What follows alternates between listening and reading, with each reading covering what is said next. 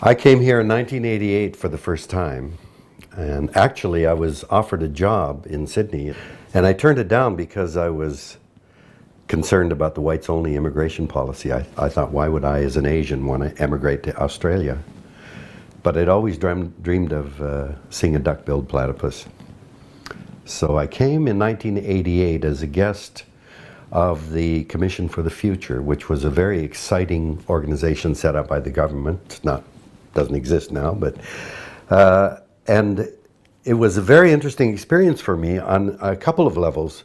One was I was shocked to fly into Melbourne and see what a multicultural city it was. I'd expected primarily white people here, and it was all the ethnic diversity, and it was very exciting to me to see that. But the other was, I of course knew what global warming was, but it was at the Commission for the Future that the scientists took me through the data, and I realized, oh my God, this is not a far thing in the future. I was focused at that time on deforestation and the ocean.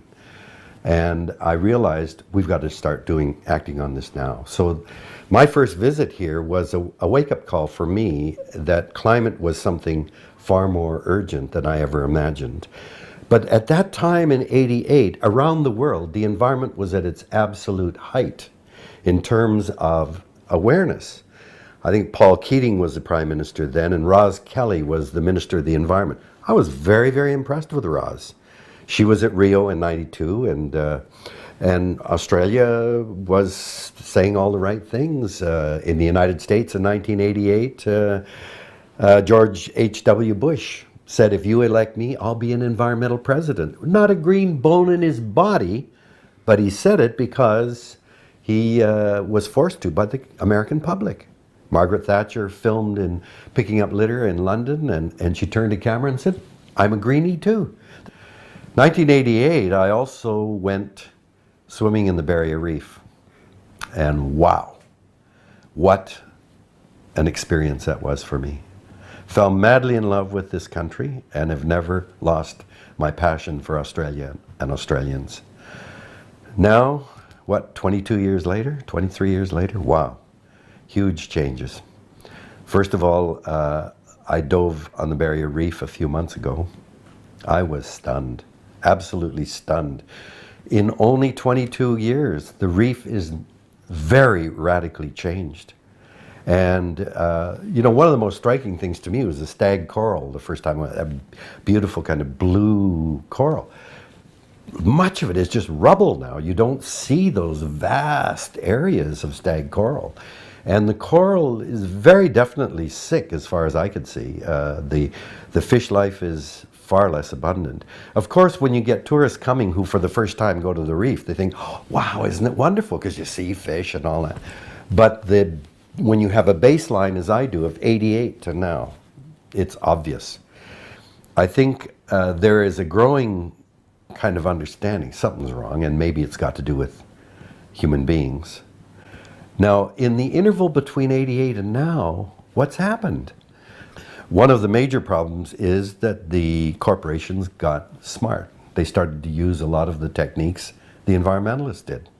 Except the credibility of environmentalism or environmentalists was based on the fact that we had facts and truth on our side.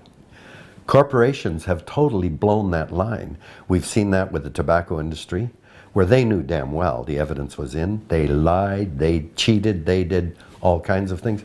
Why do we expect the fossil fuel industry or the auto sector to be any different? They lobby like mad for governments. Don't legislate, we'll do it. Or we'll take care of it. They lobby against taxation. Don't tax us, you know, let the markets do things. Give me a break. And they began to spend. Exxon led the pack, spent tens of millions of dollars.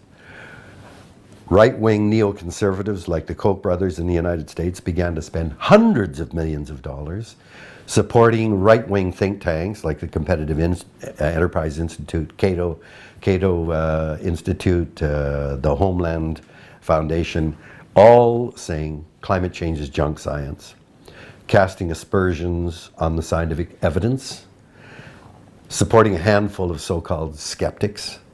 To me, the idea of geoengineering is an idea born out of desperation. Desperation because of the urgency of the problem and our inability to actually take the serious actions that are needed to avoid the consequences. And we always do this with technological promise. We're doing it with genetics now. You know, we're saying that, well, we got an exploding world population, and the only way to keep up with feeding this population is going to be the kind of genetic manipulations that are now possible. That's total bullshit. First of all, it's very expensive to do genetic engineering. Do we think that the people who are going to need this food are going to have the money to pay for it? You know, this isn't being done out of magnanimity on the part of the scientific community. It's about making money. And poor people who need the food are not going to have the money to pay for it. So it's a bit of a hoax. And my bet is that the big money maker that's going to come out of genetic engineering is when they find a way to grow hair on bald heads. That's going to be the big one. It's got nothing to do with, you know, quality of life. So geoengineering is just, to me, it's born out of desperation, but it becomes an excuse for us and corporations not to do anything about the problem that we've created. We think we're so smart without understanding the context within which we are invoking these technologies. We have no idea what the implications will be. The idea that we're going to put shields to deflect solar energy in outer space, that we're going to sequester vast amounts of carbon dioxide into the ground, that we're going to put iron filings in the ocean to stimulate algal growth that absorb. These are just lunatic ideas, but they're not being promulgated by lunatics. They're being promulgated in many parts by serious scientists who have seen our inability to respond to what we are doing, that governments are not doing anything, corporations are fighting it, and feel so desperate because the implications of climate change are so great, they're actually seriously considering geoengineering. Ironically, what that does by even raising the idea of geoengineering, you have resources here that are in an expanding world are needed and become more valuable. Uranium is finite. Australia, like Canada, is one of the countries with uranium. So, you know, a lot of governments are promoting nuclear energy as a solution to climate change, but we've got a vested interest because of the nuclear deposits that we have. And, you know, I saw the reports that came out of the first hint of flooding in Queensland threatens the coal industry, for God's sake. But wait a minute now, I wonder if burning coal had anything to do with this climate chaos that's affecting. No, coal, we got to get the coal out of Queensland. So our problem now is that the economic system is not set up to value the things that nature does that keep us alive. Economists just dismiss those. They're not relevant. So a tree's value comes if we can cut it down and sell the wood, or, you know, as lumber or pulp. But the fact that a tree can take carbon dioxide out of the air and put oxygen back in, which we need to stay alive, there's no value for that in our economic system. That's why the industries hate the idea of a carbon tax. You mean you want me to pay to put junk into the atmosphere? It's free, for God's sake. I don't want to pay money to put carbon into the atmosphere. Well, you know, what kind of an economic system is it that doesn't take into account all of these tremendous services that nature performs to keep the planet habitable for us, and it doesn't even consider them a part of the economy or the economic system? So if the economy becomes our highest priority, then of course we're going to support mining, we're going to support the uranium industry, we're going to support the coal industry. That's more important than the environment, which is undervalued. I think it's possible for us to alter the economic system and begin to internalize much of what is currently ignored or considered an externality to the economic system. I think that the challenge of say, reaching zero carbon emission. Is that possible? Of course it's possible, but life as we know it is going to be radically changed. And our problem now is there still isn't perceived the crisis situation.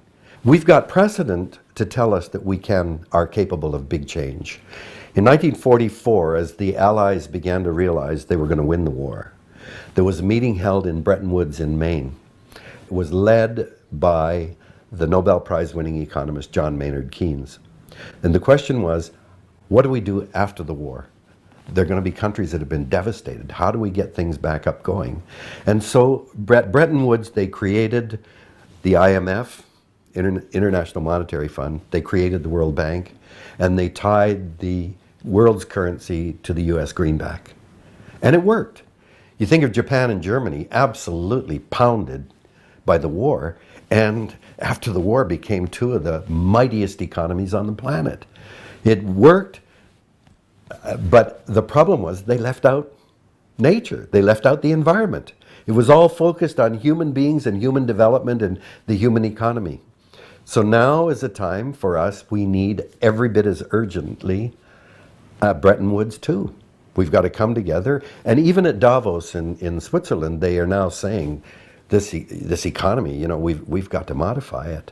And we've got to internalize a lot of these things. Well, it's going to be revolutionary. We can't evolve slowly into something different. Whether or not we will be willing to do that without being coerced by some absolute catastrophe is the big question. We've had enough intimation something's happening. Every time I go to Japan, I try to go to the Tsukiji fish market, the largest fish market in the world. And because it's just an amazing display of diversity of fish. But again, the first time I went to Japan in my life was in 1968. And I visited Tsukiji then, and compared to now, it's just so obvious. First of all, Japan used to live off its fish caught within 6 miles of its coast. You had a Japanese fishing fleet, they caught the fish they needed. Japan, of course, grew, exploded in population and wealth, and began to demand more and more.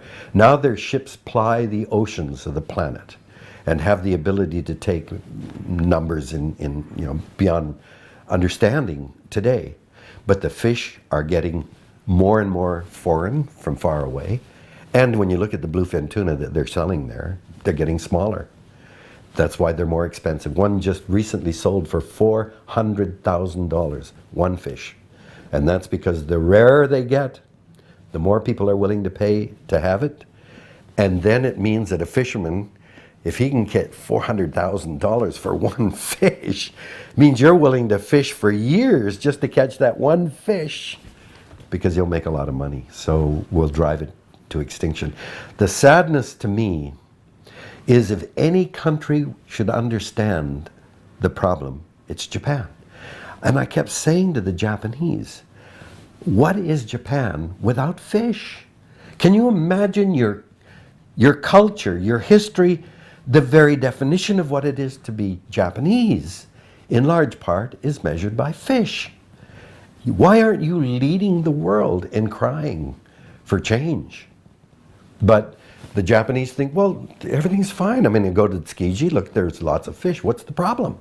I was in Japan recently and trying to get a movement in Japan of Japanese fighting to save the oceans because Japanese culture was at stake. And I met with a group of people who belong to Greenpeace. Holy cow, those poor people.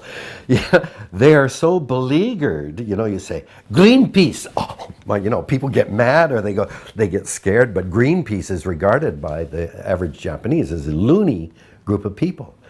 When I used to go to Japan early on in the 70s, I'd go there and say, you guys, you know, you're raping the oceans. You guys, you're the ones that are cutting down the temperate tropical rainforests. And the Japanese have that, because that's a North American way. You confront your enemy and you bang him. Well, the Japanese have a word. It's called Japanbash. Japanbash. And what that is an excuse for them to close the door. We're not going to listen to guys like you. You're just bashing us. And I've learned that in Japan, you have to act in a very different way. You go, gee, you know, Japan was so successful at the end of World War II. Look at the country was pounded to pieces. You became #1 in the world. Japan is this great success. Why can't you do the same thing in the environment? Japan, you know you can.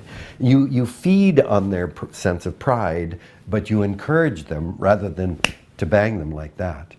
So here's these Greenpeace folks. They're Japanese. They know, you know, so they're trying to work with housewives and get them to buy sustainable seafood. But it's a very difficult thing in Japan. They have an expression, if a nail sticks out of the board, you have to pound it down, because they don't like people that stand out and are distinctive and individualistic. The group is more important. And that means that you can't jump up and start screaming, we've got to do something. I thought when I went to Japan that because I looked like everybody there, that I would be invisible. I learned after several trips there from Japanese, they say they can spot me a block away. A Japanese would never wear a red shirt or the kind of clothing I wear. They'd never do that. And just the way I walk, my clothing, they can tell I'm a foreigner. And the fact of being a Japanese who's not Japanese is something that's weird to them. I go to Japan and there are things I feel so proud of them for. They're just, you know, the sense of aesthetics, the sense of courtesy. They have a lot of things I really admire a great deal. I'd go nuts in a week if I had to live there. And that is that just strong sense of conformity and not standing out. Well, anyway.